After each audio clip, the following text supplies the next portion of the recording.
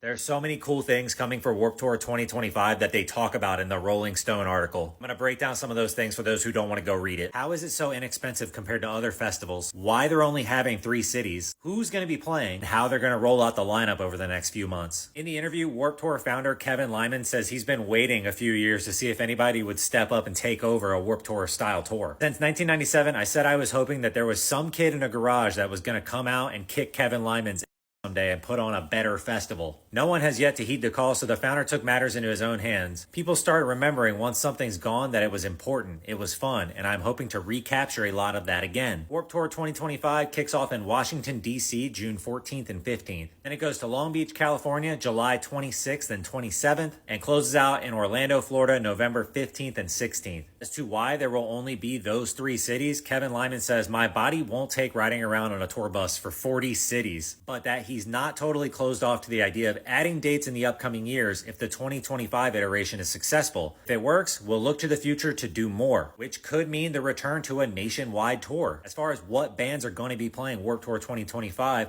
Lyman promises a robust mix of past Warped Tour bands and new artists. "We're getting very selective in trying to find some unique twists to the lineup," he says. "There will be 70 to 100 bands joining at each stop next year. Not only that, but they're also teasing events like an Ernie Ball Battle of the Bands. That would be an awesome way to include up-and-coming bands. A lot of people have said that Warped Tour kind of feels like a cash grab or a nostalgia fest, and he says there is no aim to be a nostalgia fest. I've always felt we need to pay homage to the past, but we're looking to the future of the artists and the community. In my own personal opinion, how can we have a rock community that continues to thrive if we only highlight legacy artists and don't introduce new artists to the genre?" Launching rising artists is embedded in the Warped Tour DNA. The festival is planning a weekly rollout of the lineup in order to highlight smaller bands and musicians who may get overlooked on a larger festival poster. When these lineup posters are released, a lot of people see like the top 4, 5, 6 bands in big letters. They scan the smaller bands, but they may not recognize them or even go check them out. Rolling them out slowly is a great way to highlight some of those smaller bands. As far as the price goes, a ton of people have been complaining about the $150 price tag. That's a $120 ticket